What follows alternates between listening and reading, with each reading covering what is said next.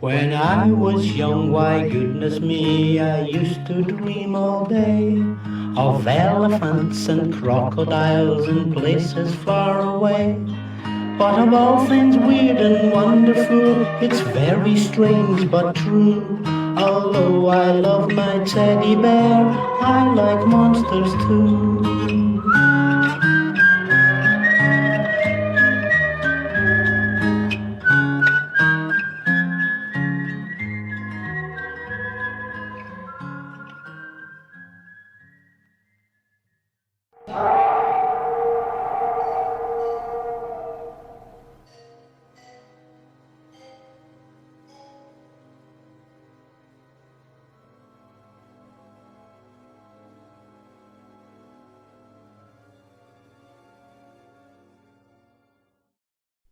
The Secret Life of Dionne P Nash, Part 2. More than a few hours passed before Dionne woke up in a cage, surrounded by 6 other people, all survivors of the city of Mosteric, who, like Dionne, had fled into the woods and been captured by these monsters. Outside the cage, meanwhile, was a huge campsite, where the mangled bodies of several dinosaurs and people lay gathered together in different piles. In the distance, however, there was one living brontosaurus that was being restrained by several Vasta using ropes. Now and again the Vasta would capture the odd dinosaur and use magics to place it under their will, though this only lasted a short while. The Vastas, as Dionne later discovered, had been having some trouble in their hunting grounds and hoped to use this creature to try and clear the area. All of the prisoners were thumping on the gates and causing as much of a disturbance as they could. They knew there was nothing they could do, but at the very least they were going to give these monsters as much trouble as they could. The Vasta, however, sadly were used to screams and didn't seem fazed as they dragged in more bodies and parts of bodies from their latest hunts.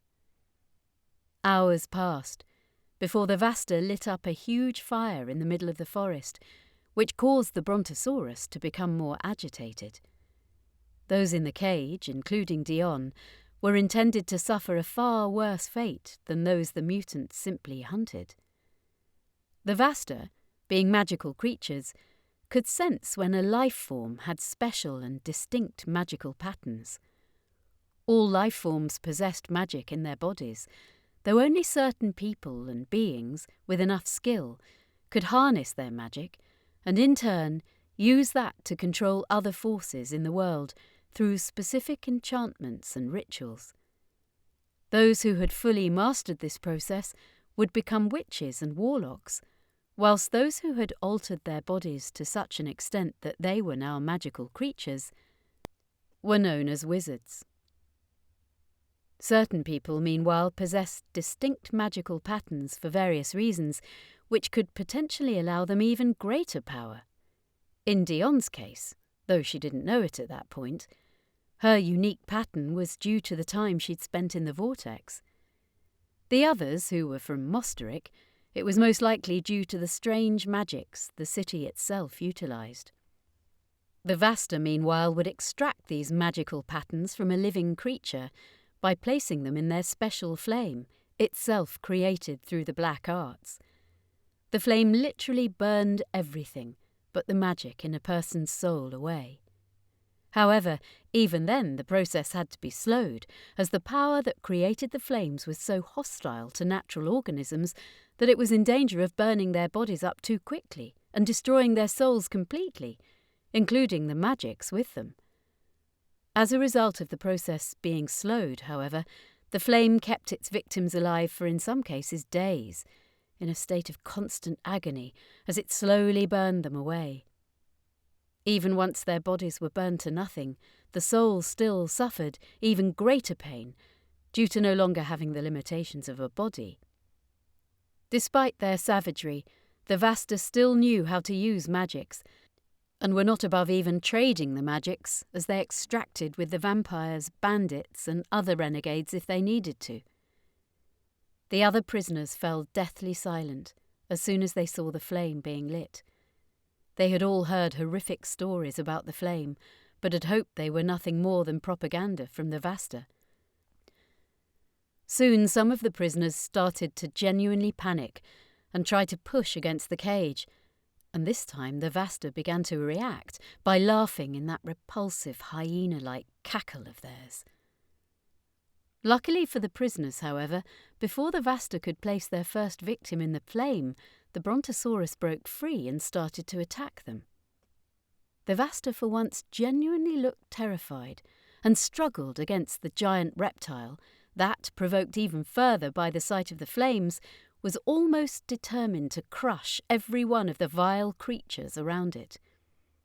Before the long-necked giant could reach the cage, however, it was suddenly opened by a young man, who, one of the prisoners, another young man, instantly hugged. Their rescuer had also been the one to release the Brontosaurus, when the Vasta were distracted with the flame. "Brother, I thought those vampires had torn you apart," the prisoner who had hugged their rescuer said. "I escaped, but I'm afraid I am the only one. I checked in our city this morning and there was nothing, not even the wail of a ghost. We are truly all that is left," their rescuer said with despair. None of the survivors had any time to take it in, however, as most of the Vastas had either been squashed or scattered by the Brontosaurus, and if they didn't move, they would be next. Along with the rest of the prisoners, Dionne flew deeper into the forest, until they all eventually reached a long and wide river. With no other way forward, the prisoners cobbled together a small raft made from bits and pieces of trees and logs, which they tied together with vines from the forest. None of the crew had even talked to Dionne, never mind recognised her, as they were too busy just trying to stay alive. As the raft drifted down the stream, the former prisoners realised that the Vasta were no longer following them for some reason. Dionne thought they had just lost the creatures, or that they cared more about the Brontosaurus. Sadly, however, she couldn't have been more wrong. The Vasta always placed a greater importance on harvesting unique magics, and indeed, with the collapse of an entire city, this had marked potentially their largest harvest in a long while. Little did the prisoners know, they were drifting into an area that even these monsters were terrified of. They soon caught their first glimpse of what they were in for, with the sight of numerous remains of other dinosaurs, including a hadrosaur, a few triceratops, and even a large sauropod, all scattered throughout the woods and along the riverbank. At first Dionne was terrified that they had stumbled into another Vasta camp, but it soon became obvious that this was something else. A large triceratops emerged from the forest ahead of the raft and began drinking along the riverbank. Triceratops were among the strongest and most aggressive herbivores, but only if provoked. Even the Vasta were wary around them, hence why none had been hunted in the ambush that had captured Dionne. The prisoners were very quiet as they drifted by the giant reptile, but after they had got about 10 or so feet away, they suddenly noticed the trees behind the animal moving. Something was actually about to pounce on the horned dinosaur from behind. It was a Tyrannosaurus rex, the most famous and ferocious of all dinosaurs. It looked somewhat different to how Dionne had always been used to seeing it in media growing up, however, though the overall shape was instantly recognisable at least. The Tyrannosaur's body was a lot thicker and bulkier than it was normally depicted as, whilst lips covered its infamous set of teeth. Despite the tyrant lizard king's size of over 10 tons, it was almost completely silent as it crept through the woods. Dionne told me that she was conflicted, as on the one hand she didn't want to let the Triceratops fall victim to the Tyrannosaur, but on the other, if she alerted the Triceratops and it fled rather than fought, the Tyrannosaur could then turn its attention to them. As hard as it was, she, and evidently the other prisoners, felt it was better to let nature take its course, though not that anything in these woods could be called natural. Little did the former prisoners know, however, they were also being stalked by another tyrannosaur from the other side of the stream, that similarly moved silently through the forest. Whilst the tyrannosaurs weren't the fastest runners among the meat-eating dinosaurs, they were still capable of short bursts of speed, and the animal was only on the riverbank for a second before it leaped out and scooped up one of the prisoners, a young woman closest to the edge of the raft. All of the prisoners, except for the brother who had released them from their cage, let out a scream at the gruesome sight of the second tyrannosaur crushing the prisoner to a pulp in its jaws, as well as the sound of the prisoner's bones crunching. At the very least, though, her death was over in an instant. The prisoner's former rescuer, meanwhile, tried to pull one of the logs free from the raft to use as some kind of deterrent, for all the good it would do. Unfortunately, however, another one of the prisoners who had been standing near the Tyrannosaur's first victim was knocked overboard by the tyrant reptile when it originally attacked. As he struggled in the water, the T-Rex then emerged again and stood over him in the stream. The others tried desperately to row the raft upwards to help, but it was no use. The Tyrannosaur attempted to scoop the prisoner up, like a falcon grabbing a fish in its beak, and though the prisoner at first dodged the reptile's jaws and attempted to swim to safety under the water, the second time the Tyrannosaur grabbed him by the leg from under the water and lifted its prey high into the air. As it tried to shake him around, however, the strength of the Tyrannosaur's jaws actually caused the prisoner's leg to rip off in its mouth, with the prisoner then falling headfirst onto the riverbank, where he was knocked unconscious. The others could only look away, as the Tyrannosaur literally ripped its victim to pieces on the bank, though Dionne did see his blood ripple downstream to their raft. The prisoner's screams, meanwhile, had alerted the Triceratops, who began to panic at the sight of the Tyrannosaurus in the stream, and the second Tyrannosaur, in response, forgot its more stealthy approach and tried to attack the horned dinosaur before it could notice. Sadly for this king of the dinosaurs, the gamble didn't pay off, and the Triceratops was alerted by the noise of the predator now running from behind. The Triceratops impaled the Tyrannosaurus that tried to creep up on it, just as the predator lunged towards its intended victim. The herbivore's left horn cut straight through the T-Rex's side, and the Triceratops would then bring its horn down, cutting straight through the Tyrannosaur's entire stomach, killing it almost instantly. The other Tyrannosaur, meanwhile, being alerted by its kin's cries, soon turned its attention to the Triceratops and engaged the three-horned giant in a brutal fight.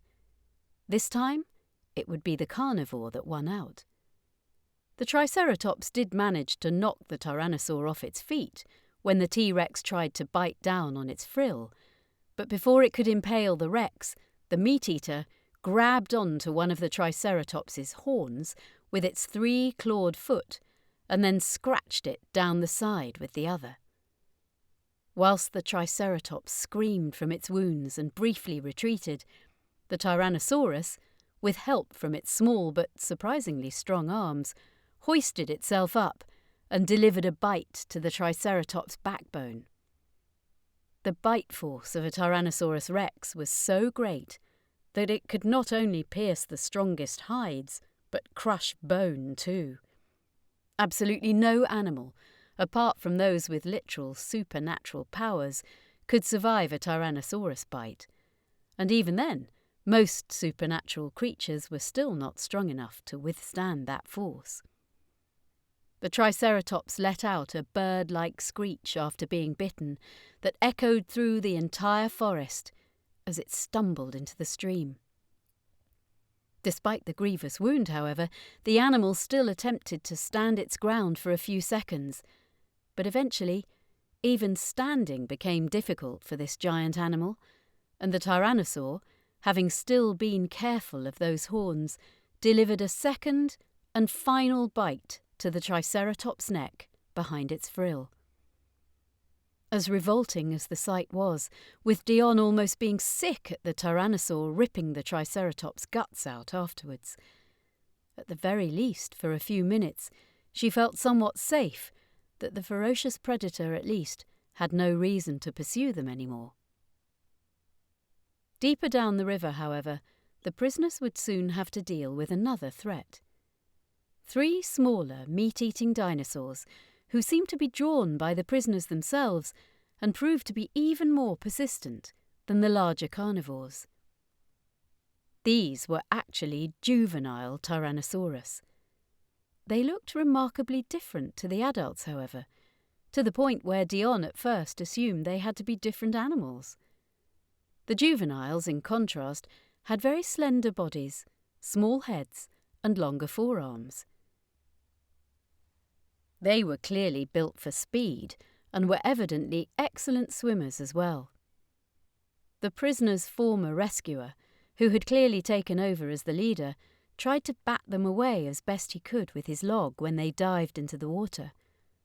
Fortunately, the animals weren't working together, and 2 at the back even started fighting each other.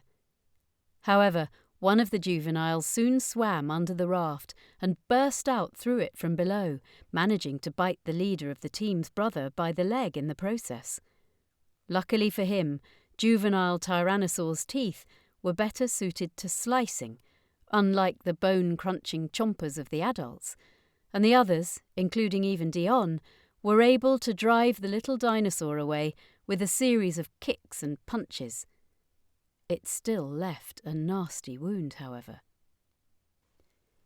The raft then drifted into a large, very dark cave, where it was difficult to see much of anything ahead, though a horrific stench still pierced the darkness, and it was soon followed by another screeching bird-like noise. This entire area was a nesting ground for the Tyrannosaurus, who could actually be very social creatures, though they still hunted alone, even as juveniles. The dinosaurs had only moved into the area a few months ago, and had even driven the Vasta out.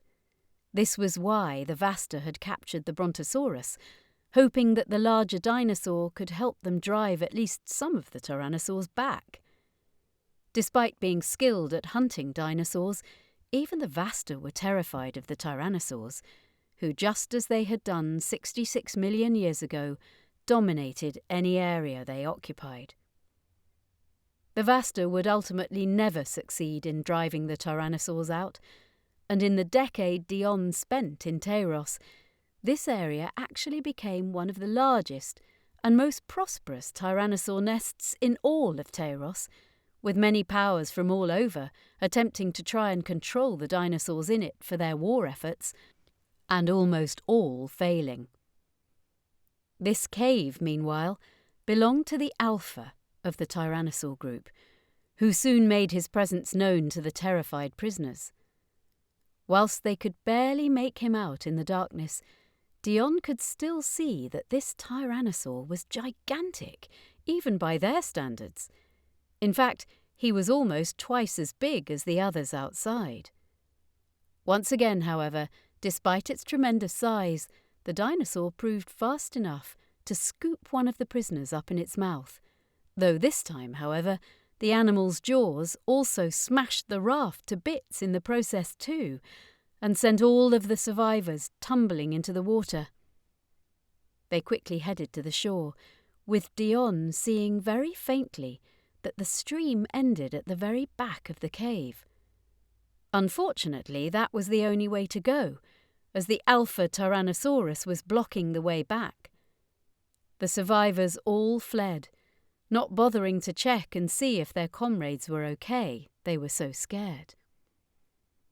As Dionne ran through the darkness, she heard the dinosaur's bird-like screeches, followed by the screams of another 2 of the prisoners and their bones subsequently crunching. The Tyrannosaur could see perfectly in the darkness, unlike the humans.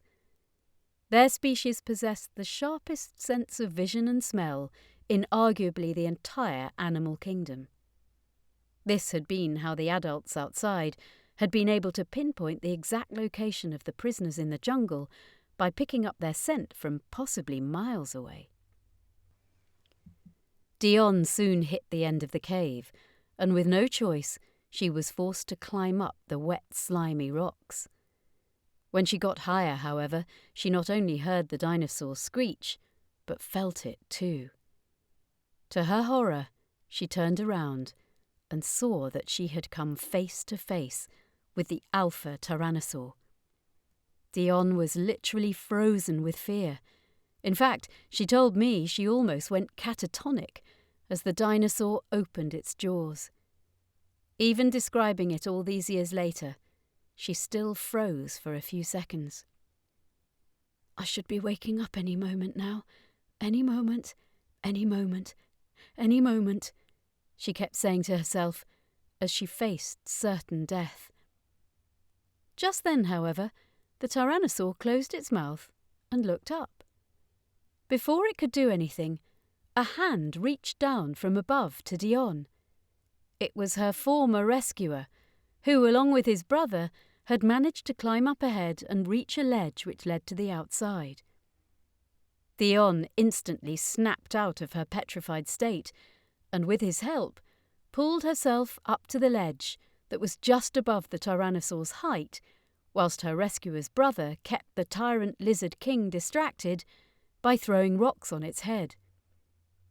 Once it saw its prey was out of sight, the dinosaur let out a final screech before retreating back into the darkness of its cave. From this point, Dionne could see a bit more of the cave, including the corpses and remains of the Tyrannosaur's many other victims. The 3 survivors followed the ledge which led to outside.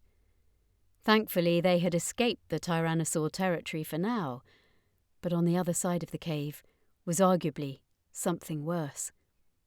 It was a pit designed by the vampires to both torture and enslave their victims, made up of the darkest forces from Tairos that they had harnessed. The pit twisted its victims into hideous monstrosities, whilst also putting them through the most unspeakable agony. Only the very strongest were able to crawl out of the pit. Even then, however, they could only escape it permanently if the vampires wished, after which they were then brainwashed to be loyal foot soldiers to the vampires. These monsters, who were simply known as abominations, were among the most deadly of the vampires' servants, as they could not be threatened or scared or feel any pain due to their experiences in the pit. Over 2 centuries ago, however, the founders of Mosteric were able to drive the vampires from this area, which was a large part of why the bloodsuckers had not only been so determined to reclaim it, but also make the people of Mosteric pay, other than for the usual vampiric sadism. Despite many attempts, however, the people of Mosteric had ultimately been unsuccessful in eliminating this stain on Tairos, or in even freeing many of the damned souls still trapped within. The vampires, meanwhile, thankfully, would be unable to reclaim it due to the Tyrannosaurs moving in. The 2 brothers knew exactly what this place was, but unfortunately there was no way forward but to go around the pit. During the daylight, of which there was still a little left, the pit looked like nothing more than an empty chasm. Much like the vampires themselves, it was inactive, and in fact, it didn't even exist during the day. The brothers were desperate to get across the wide chasm as fast as they possibly could before nightfall. There was an exit of sorts on the other side that had been made by the vampires years ago. The other sides of the chasm, meanwhile, were all surrounded by large walls that were too steep to climb. The brothers warned Dionne that if she held them up, this time they would leave her. Fortunately, Dionne had done some rock climbing as a girl, so she wasn't completely useless.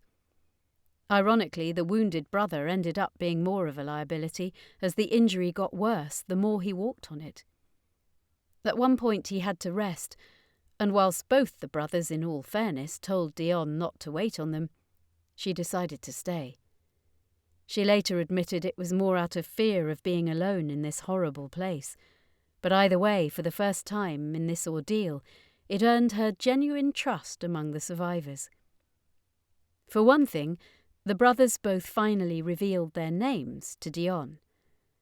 The wounded brother was named Mosca, whilst the other was named Trian. Mosca thought he knew Dionne from somewhere, but she quickly played it down, being scared they might see her as dead wood if they thought she was just a spoiled 21st century celeb who didn't know what she was doing. After a few minutes' rest, the three travellers pressed on once again, but unfortunately, despite their best efforts, by the time they had almost reached the end of the chasm, it was nightfall. The bottom of the pit suddenly turned into a green, swirling ocean in response. Moans and screams started to emit from it, as did some clawed and mangled hands. As they almost reached the exit on the other side, however, Mosca suddenly felt a hand grabbing onto his wounded leg. He and his two companions looked down to see a horrible slime-drenched monstrosity. The monster had begun as nothing but a large puddle of slime crawling its way up from the lake.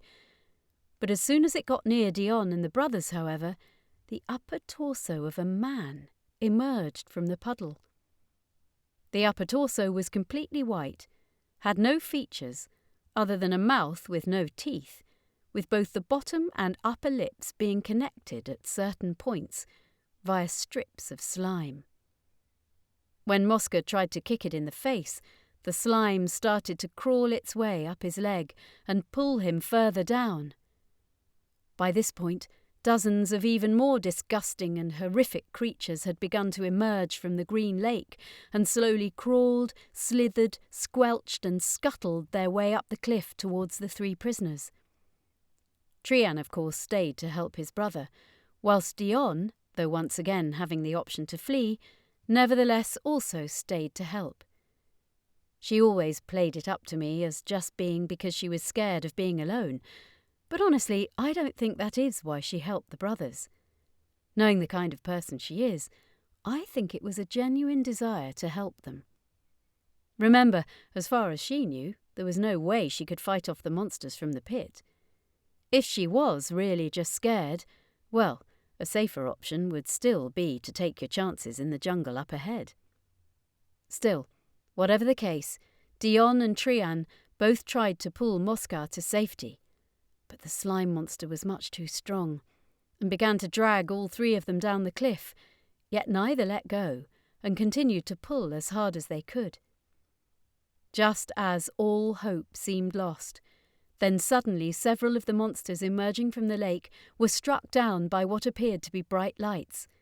In reality, magical blasts. Dionne looked round to see several soldiers dressed in strange armour coming from the exit. Their weapons did not kill the vampire's former servants, but they helped to repel them long enough for Dionne and both of the brothers to escape.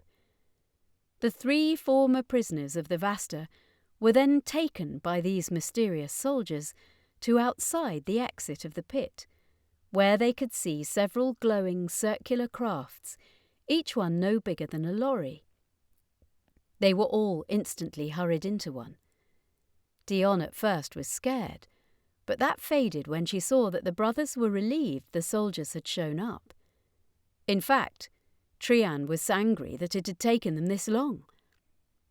The soldiers all then fled into their crafts, not just to escape the monsters who were coming in droves out of the pit, but the Tyrannosaurs who were emerging out of the jungle ahead, having been drawn by the lights. One of the crafts wasn't able to take off in time, however, and fell victim to a Tyrannosaurus that grabbed hold of it in its jaws by rearing up. Not only did the dinosaur bite through the hull easily, but the animal then threw the craft to the ground, killing the pilot instantly. Finally, the Tyrannosaurus then tore the craft open with its jaws and devoured three of the men inside, with the last only barely managing to escape. However, another of the Tyrannosaurs then chased him into the direction of the monsters from the pit, some of whom then tried to attack the Tyrannosaur itself. These monsters, unlike everything else in Tairos, did not fear the Tyrannosaurs, though that didn't give them any more of a chance against them. The Tyrannosaurus crushed all of the attacking monsters under its feet rather than eat them, as it could smell that they were too toxic to eat. Even the slime monster couldn't stand against the dinosaurs, as whilst it could wrap itself around one's foot, it wasn't big enough to consume it completely, or strong enough to even attempt to pull it away, and had to retreat. Escaping alive, however, it at least meant it had done better against the dinosaurs than the others. The ship that had rescued Dionne, meanwhile, did its best to try and rescue the other soldier who was being swamped by the monsters, but as soon as it got near, another one of the Tyrannosaurs grabbed onto the vehicle with its jaws. Fortunately for Dionne and the others, however, the tyrant lizard had only managed to bite the tip of the vehicle, which it still broke off, but not enough to make it crash. However, the Tyrannosaur, still not giving up, then rammed the vehicle when it was close enough, sending it hurling through the air and almost into the green lake ahead, with the pilot only just managing to pull it out in time. As he flew back out, however, the pilot saw the soldier they had tried to rescue being dragged down by the same slime monster that had attempted to consume Mosca, and knowing that there was nothing he could do, with regret, the pilot flew to safety with the other soldiers. Dionne and the brothers were taken to a literal city in the sky that appeared to rest on several clouds, though, as Dionne would later discover, the clouds were naturally made of magic, as was the city itself. The soldiers of the city had been too preoccupied with their own battle against the vampires to help Mosteric, and had only actually been drawn to Mosteric after the slaughter, when they detected a major magical upheaval, in reality Dionne arriving via time travel. They were able to trace Dionne from the portal she arrived in from the vortex straight through the jungle, due to the unique magical pattern caused from her time in the vortex, though even they did not quite understand what it meant at first, having never seen a pattern like it.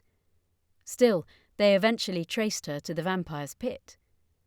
Sadly, they lost 15 men in total, going through the Tyrannosaur territory. As soon as she arrived, Dionne was placed into their prison, much to the protests of the two brothers. Several of the guards, including one who had even been to her concert with Freddie Mercury, knew who she was, and after their leaders realised that she was behind the magical upheaval, placed her in the cell to ensure that the timeline couldn't be changed.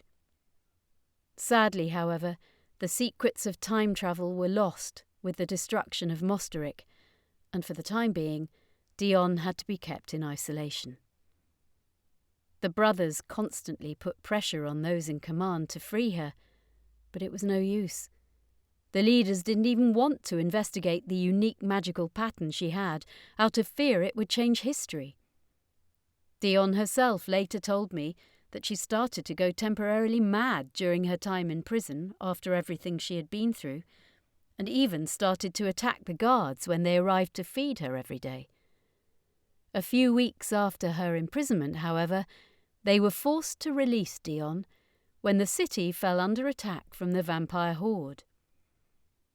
Riding on the backs of their chained triceratops, the vampires slaughtered their way through the city's armies, but Dionne proved to be surprisingly useful during the fight, when she discovered she was immune to the vampire's mind control, thanks to her unique magical pattern.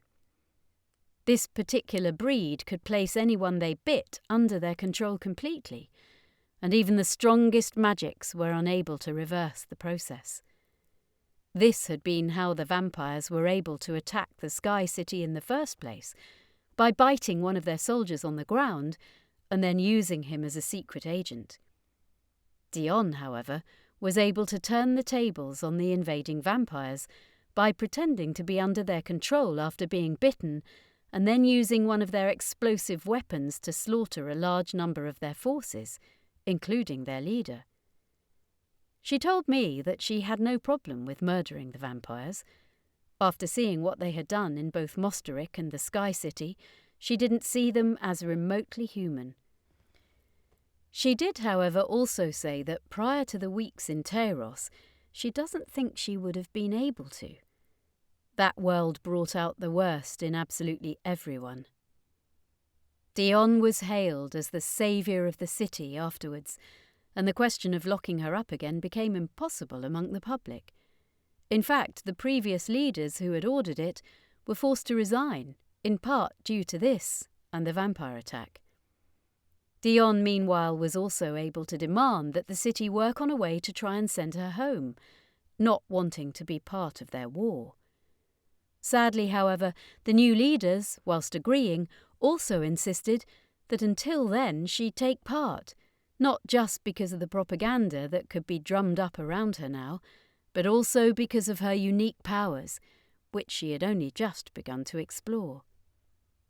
Again, the reason for Dionne's strange magical pattern was because in the vortex, her body had become fused with many ancient forms of primal magic from throughout history.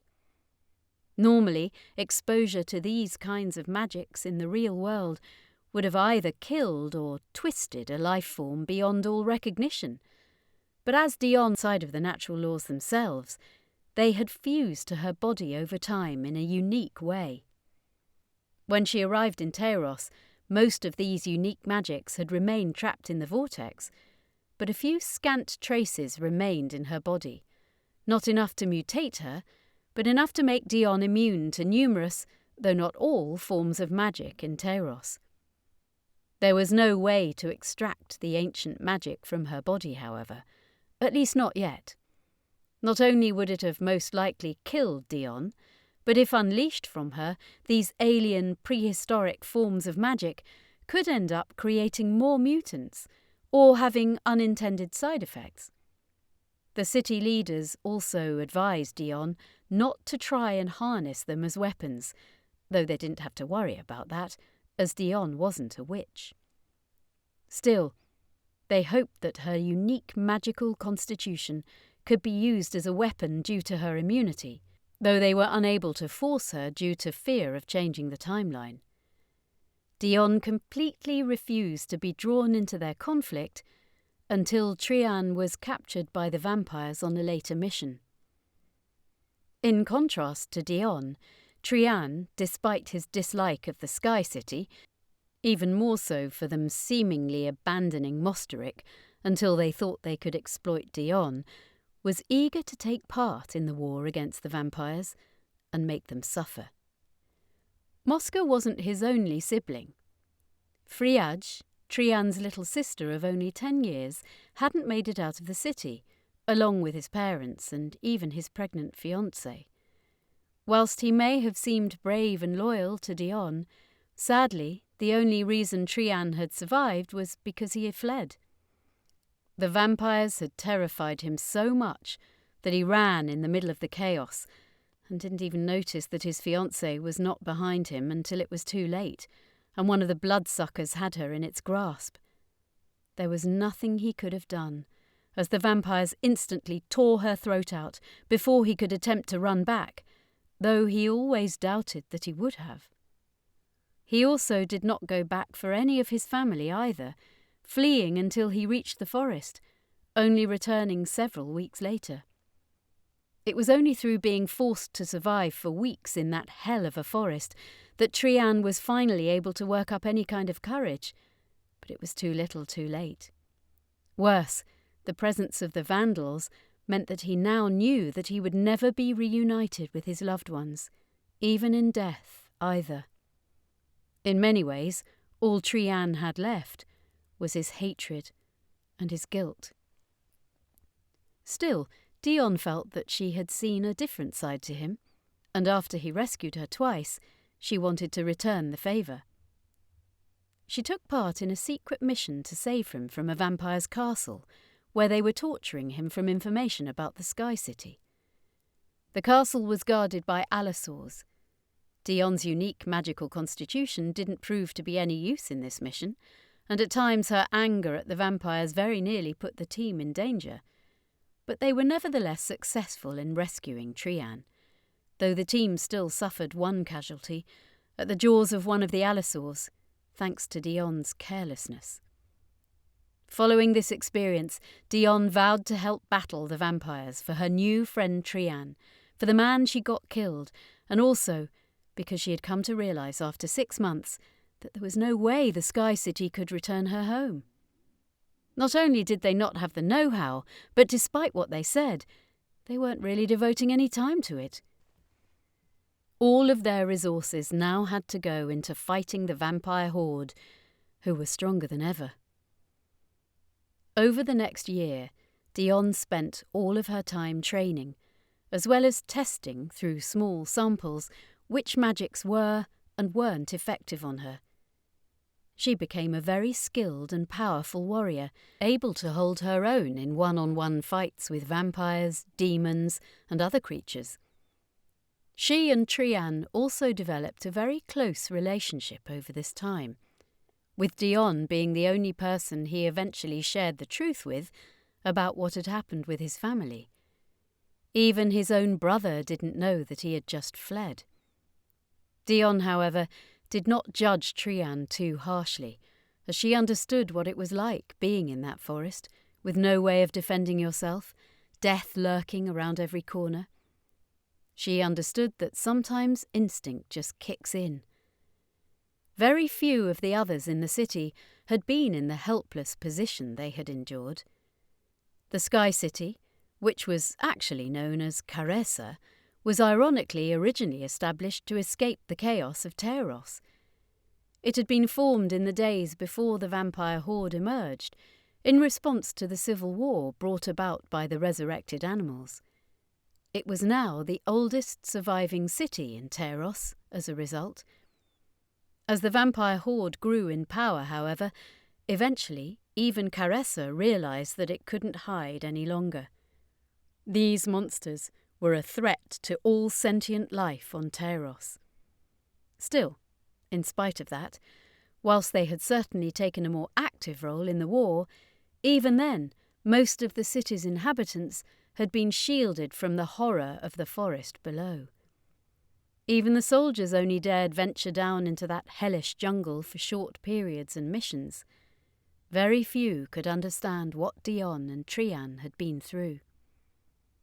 Their bond, as well as their skills, would be further strengthened on many important and dangerous missions together, as Caressa was pulled into more and more conflicts just to survive. The unprecedented vampire attack on the Sky City had taken its toll, and now the Sky City was forced to rely on other, more powerful cities for protection, which soon dragged it into other petty conflicts beyond the vampires themselves. Dionne and Trian, meanwhile, were always eager to go on any mission they could, and over the course of 7 years, they arguably became the city's most skilled and respected warriors.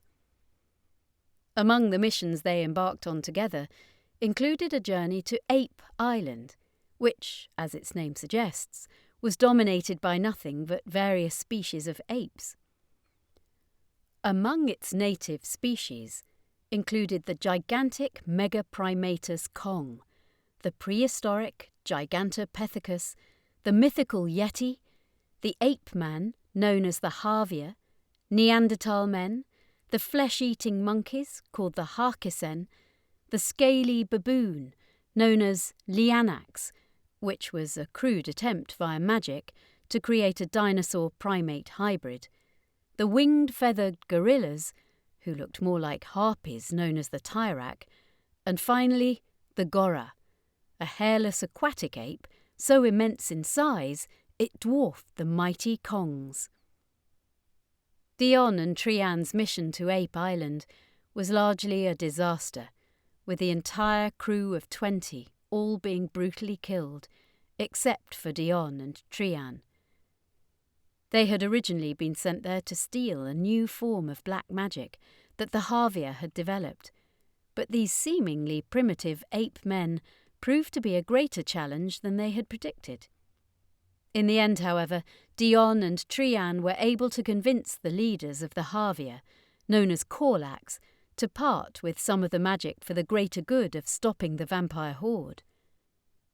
The Havia and other primates of the island generally tended to shun the world of humanity and its petty problems. The vampires, however, had launched several devastating attacks on their shores recently, and now, much like the Sky City, Ape Island knew it couldn't hide for much longer, and really, more for its sake than anything else, the Havia allowed the Sky City and other cities to use their new magic formula, which increased the strength of several soldiers to greater than that of the average vampire, though it could not do so indefinitely. The apes would prove useful allies in other respects for the next few years against the vampire horde, and Korlax even ended up becoming a close ally of Dionne as well. The alliance with the apes, however, eventually did collapse, though no one was really sure why at first.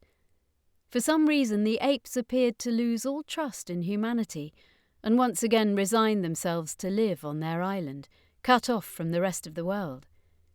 Still, whilst it was short-lived, the ape alliance did help push back the vampires significantly, and for that alone, Dionne was celebrated. Aside from Trian, Dionne's other closest companion during this time was a creature known as a gorgonopsid. These reptiles existed from before the time of the dinosaurs. They belonged to a group known as the synapsids, who came in many shapes and sizes and ruled the Earth for millions of years in a period of Earth's history called the Permian era. Sadly, most of the synapsids were killed off by a disaster known as the Great Dying, which allowed the dinosaurs to become dominant. One group of synapsids, however, the cynodonts, survived the slaughter and later evolved into the first mammals, just as the dinosaurs were beginning to dominate.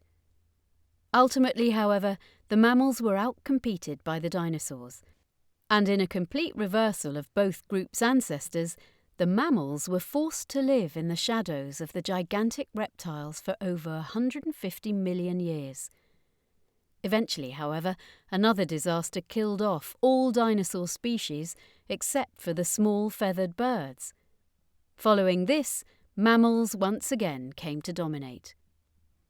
From our perspective, the gorgonopsid resembled something of a cross between a reptile and a mammal.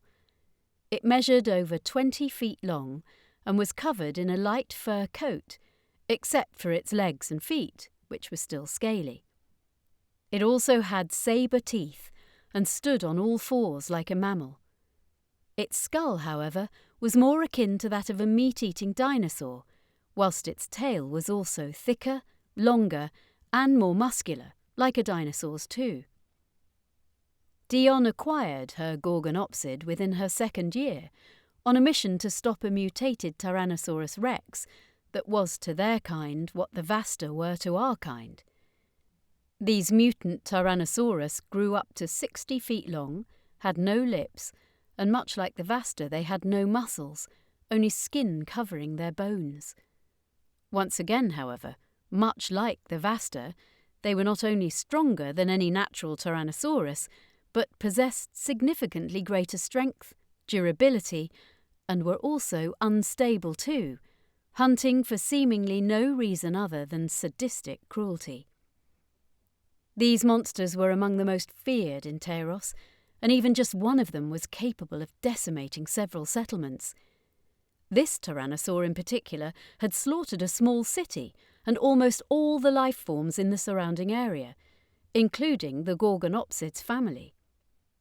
Dionne personally slew the monster with a special sword constructed from numerous forms of magic that only she could wield due to her unique magical constitution. This was the first time that it had been used, and it soon became her signature weapon from this point on, helping Dionne slay many other powerful beasts and monsters. The gorgonopsid, meanwhile, was taken in by Dionne, not just because of its strength, but more because she was always one to take in stray animals. Prior to arriving on Tairos, she had almost never been without a pet of some kind since she was about 8. Granted, she told me that at first she thought the Gorgonopsid was just a cute little animal the size of a puppy, but when it grew to full size in just a few years, she found it a little harder to cope with. Still, she loved it as much as any of her pets, and when she told me about it decades on, she spoke with such affection that at times it felt like she was talking about another child instead. Another important mission for Dionne and Trianne was their journey into the dragon graveyard. Centuries ago, in the early days of Tairos, the dragons gave their lives against a great evil that had been created from the magic used to restore the earth. Magic of that scale often comes with a price, and in this case, that was a creature named Vascalia, made of concentrated dark magic. This monstrosity laid waste to many areas of Tairos. The dragons nobly sacrificed themselves as part of a huge spell to destroy the monster once and for all. The site of their and Vascalia deaths remained untouched for generations afterwards, out of fear of disturbing the spirit of the creature. One demon, however, named Dakiria, dared to venture to the dragon's graveyard, in the hopes of harnessing their spirits. Dakiria was one of the oldest demons in all of Tairos, being among the first to be revived when Tairos itself was born. Like most demons, he desired power, and after failing to get it for so long, he finally became desperate enough to tamper with the dragon graveyard. Most of the dragon spirits had long since vanished, but a few scant traces remained, and through those, Dakiria was able to revive them. At first, he was only able to bring the dragon's spirits back at the site of the graveyard, which at least allowed him to secure it. But eventually he was able to stabilise them to the point where he could send certain spirits beyond the graveyard, still completely under his control, to ravage certain towns, cities and settlements belonging to both the vampires and the allies. Dionne's unique magical constitution, however, when mixed with certain magics belonging to the Sky City, was able to slip past Dakiria's defences, allowing her to battle the demon directly. Though his control over them was vanquished by Dionne, the dragon spirits soon went rogue. Crazed and feral, Dionne and Dakiria were both trapped in the graveyard. Worse, the unpredictable spiritual energy and magic from the ghosts was also allowing Vascalia's spirit to rebuild itself. The Sky City was forced to destroy the entire area to sever the spirit's link with the world. Trianne, however, insisted on the leaders giving him more time, bravely fought his way through the dragon ghosts, who were more confused and vulnerable, and rescued Dionne, whilst Dakiria was left to die. The dragons, however, though feral in their last moments, were able to help Dionne and Trianne keep Vascalia's spirit trapped in the graveyard until the entire area was destroyed by the Sky City. This mission, more than any other, showed Trianne the extent at which he cared for Dionne. He genuinely thought he was going to lose her in this mission, and it very nearly tore his entire world apart, as much as the death of his fiancée had done years earlier. By this stage, they had been working together for 3 years, and Trianne had clearly begun to develop feelings for Dionne. Indeed, most believed that they were involved anyway, given the amount of time they spent together. It wasn't just all of the life and death situations that had brought them together, however. Trianne was fascinated by the era Dionne came from, when things were so secure, the people could delude themselves into thinking that vampires were nothing more than myths. He also loved her singing, which even in these circumstances Dionne appreciated. Arguably even more so, considering that Dionne's music hadn't exactly reached the Sky City due to its bad relationship with Mosteric, other than a few exceptions, though even the guard who had gone to her concert was more of a Queen fan than a fan of hers. With encouragement from Trianne, who always told her to never stop singing, Dionne rediscovered her love for music in Tairos, and the new songs she would make even became quite popular in the Sky City. She even wrote an anthem to inspire the allies against the vampire horde that endured for many years to come, and was even adopted by other cities. She sang it for me one night, actually, though she assured me it wasn't as good as it sounded in the future. Apparently, through their use of magic, the people of Tairos had created all new kinds of sounds that she didn't even think were possible, though I often wondered if that was just an excuse. She could be so self-conscious about her voice, amazingly enough. Whilst the dragon's graveyard made Trian realise that he loved Dionne, he wouldn't tell her until their journey into the Black Woods, the most feared area of Tairos, a few months later. The Black Woods was the one area on Earth where the restorative powers of Tairos had not worked, at least not completely. They had restored some life to the area, enough that it was a forest rather than just a wasteland, but the life forms that were restored were transformed into hideous creatures. No one knows quite why the land was twisted in such a way, but it is believed that it was because it was the area the Hylexans' missiles containing black magic had struck the earth, and therefore was the most concentrated. Whatever the case, the Black Wood was somewhere that even the vampires were terrified of. Dionne and Trian, meanwhile, were sent into the most dangerous area of the wood, the lair of the Terrible One. This horror had once been arguably the most feared creature within the wood, but it was finally slain several decades prior to Dionne arriving in Tairos by Mr. Diassa, one of the original wizards who had helped to create Tairos itself. The monster's lair, which on the outside resembled nothing more than a small cave, still remained, and nothing even within the Black Woods itself had dared to venture in there. Dionne, however, once again proved immune to the lair's magics, and was sent on a mission to try and retrieve further samples of the Terrible One's black arts to use as a weapon. It was a huge risk even for her, but Dionne agreed that it was too golden an opportunity to waste.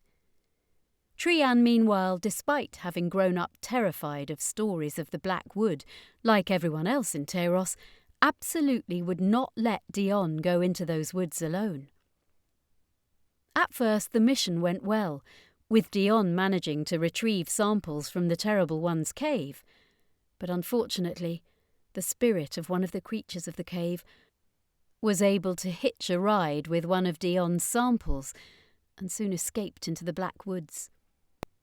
Dionne and Trian were forced to work with other monsters of the Black Wood to try and contain the beast, as well as return the samples that she had stolen, with Dionne realising that they should never have been released, not even to try and stop the vampires.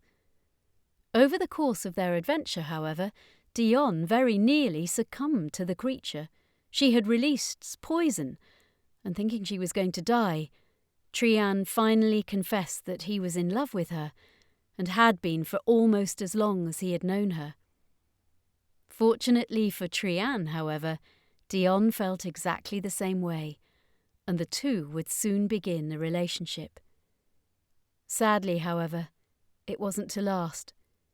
Whilst Trian did love Dionne, he still couldn't get past the guilt of what had happened with his family, and would suffer nightmares of leaving Dionne behind in a vampire attack too. Furthermore, Dionne and other high-ups also felt that she and Trian's feelings for each other were affecting their ability to do their missions properly. After just a year together, the two separated. Though they tried to remain friends, they eventually drifted apart. Furthermore, Dionne's position within the Sky City had also fallen considerably after the Black Woods mission. She had ultimately returned all of the samples back to the Terrible One's cave, as well as the creature she released. Even in her old age, she never regretted it for a second, but others in the city, particularly as the vampires began to recover their losses and score more victories, came to hate Dionne. For the next 3 years, Dionne and Trianne kept a low profile, though Dionne was still sent on some important missions due to her unique magical constitution. She was less celebrated, which she was actually quite happy with.